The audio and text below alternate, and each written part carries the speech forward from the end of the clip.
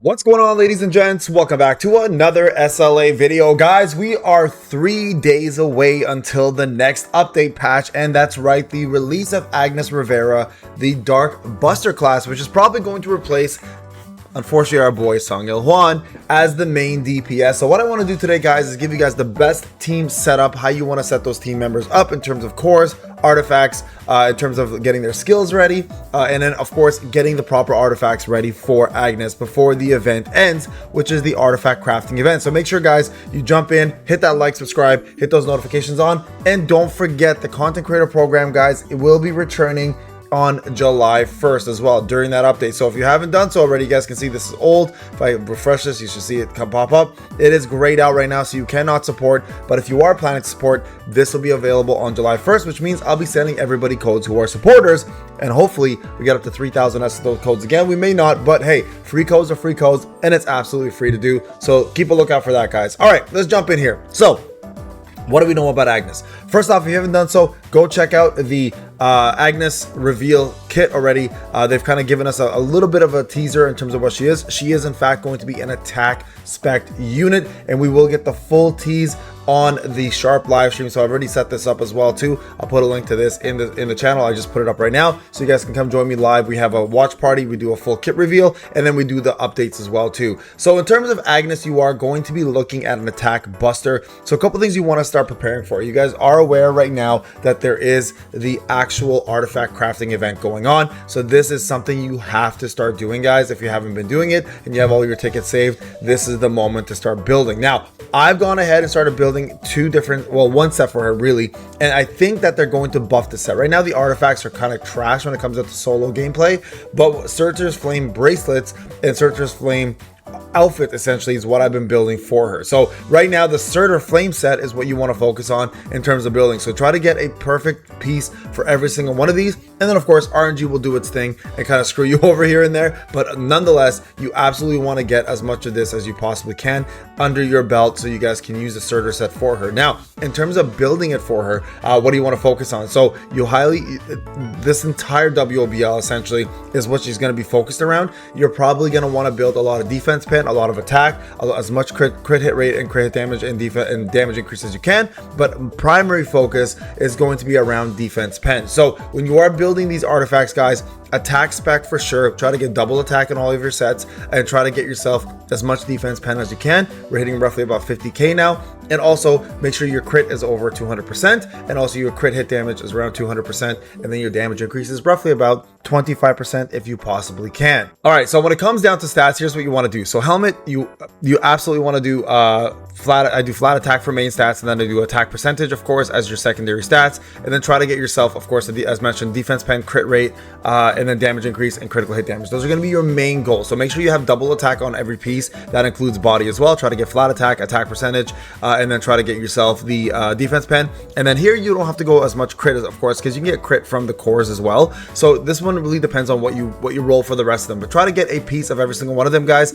Build a proper Searcher set and make sure you have it ready for her. Don't forget you can do accessories as well, so do both sides and try to get crit damage on this side with defense pen, try to get damage increase on this side with defense pen, with the crit rate, of course, because crit rate cannot be accessed through accessories. So these are things you definitely want to do. Now when it comes down to actual cores and stuff for her, for cores, I'm gonna probably recommend, depending how she's built, probably get the crit core here with right here. You can see this one. We have additional attack and defense pen, so this one's already set up for her for me. And then for the middle one, this one is always up to you. The more popular ones nowadays are, of course, getting the shield, right? So these shield ones here are pretty, or is the shield ones are pretty popular. So getting any of the shield ones are really nice. There you go. Using basically grants a skill, a shield based on their attack.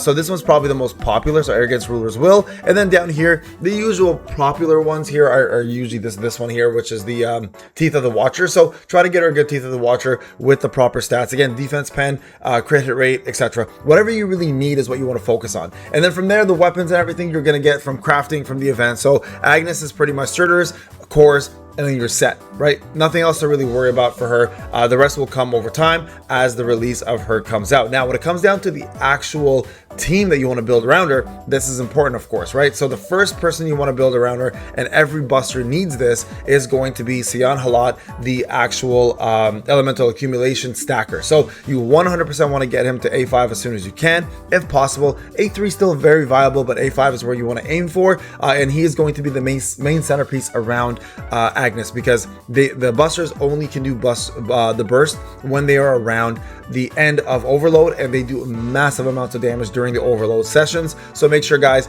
he is your #1 priority to build as a unit. Now, when it comes down to the other units around Agnes, this is where it gets a little bit tricky, right? And the reason why I say that is because they're doing buffs on a lot of these new units, including Sung Il Hwan. If you plan to skip on Agnes, which I don't highly recommend, but it's up to you on that. The other 2 units you want to build around Agnes right now, if you have the resources, is Sun Ki-hoon, who is, I think, in my opinion, the best breaker currently in the game, and gives a massive amount of buffs to any dark unit. You guys can see increases dark damage. He does an increase of, I believe, where is it right here, decreases attack, increases dark damage taken on the opponent by 10%, increases the entire team's attack and HP on A4. And he gives strike leader to everybody, increase attack by 10%, increase HP by 10%, increase damage dealt by 10%. So he gives everybody all of these fantastic buffs, and does an incredible debuff as well too, including the chance to receive critical hit damage by 15% for 60 seconds. So he is going to be, in my opinion, your #1 source right now as it sits, without having to do anything else around that. And of course, his set is going to be using not the starter set, because I did this for Guild Boss, but it's going to end up being the new break set. And honestly, even though we don't have breaks, just the fact that he gives so many good buffs is what makes him extremely viable. Now, there's a couple 2 other honorary mentions here, because we don't know what they're doing with their kits, but that's going to be Lee Bora. Lee Bora currently is a very good support for Dark. You can see mine's A3 because I'm using my free-to-play account, but she does offer quite a bit in terms of like dark damage increase, increased attack, etc., right? So she does bring quite a bit to the table as it is now, but they plan to buff her. So don't be surprised if Lee Bora comes back as a really good support, and actually supports quite a bit of the dark damage for Agnes. So honorable mention right now. But of course, the other one that's super viable right now for Dark is going to be the main Dark support, and that is going to be Isla. Isla is the main support for all Dark units, and she brings quite a bit to the table, increasing Dark damage, of course, for your Dark team, increasing the team speed, which is kind of useless, but she does increase the defense and attack members of all Dark units by 5%. But this is what I'm talking about here. It's the 5% versus the higher end percent for Sun Ki-hoon, right? So I think Sun Ki-hoon at the end of the day will actually end up being your best one. Increases dark damage right here by 3%, stacking up to 3 times for every dark member. She does, although she does increase the more damage increase on the opponent by 12% for the whole team, which is kind of nice. And she does give the ultimate skill damage increase by 32%. And over here you guys can see she does give quite a bit of healing as well. But when it comes down to raw power, when it comes down to raw buffs, Sun Ki-hoon does get better, but she is also getting a buff. So we may see Isla actually come back to the forefront as being one of the best dark supports in the game and take over that spot. So I can't necessarily tell you, but what I would suggest is for Guild Boss, you need them built anyway. So if you have the ability to build Isla and Sun Ki-hoon, I do it. Lee Bora is a must have for Guild Boss anyway, so you need to have her as she plays roles in every single team. But you can definitely build all 3 of these guys and get ready for Agnes. But those are the units you want to go for support: Sun Ki-hoon, Isla, Lee Bora, and then of course the must have is Sian Halat. You absolutely need to get him up there, because no buster will do well without their burst class. No buster will do well without their overload class. So make sure you have the stacker ready to rock and roll. All right, guys, that pretty much covers it. In terms of gear for every unit, make sure that you obviously have the right gear. For Isla, you want to use the new support gear that is out, right? So this is essentially for her the Rock Pass's Noble Helmet, so the Noble set.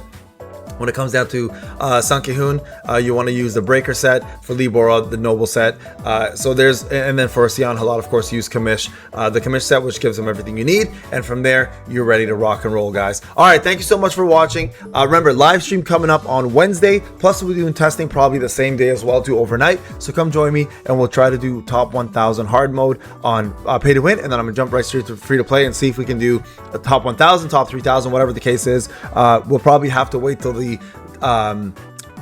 nerfs happen. Most likely top 6,000 again on this one, but we'll see if we can get it done with free to play. All right, guys, thank you again so much for watching. I'll see you guys in the next video. Take care.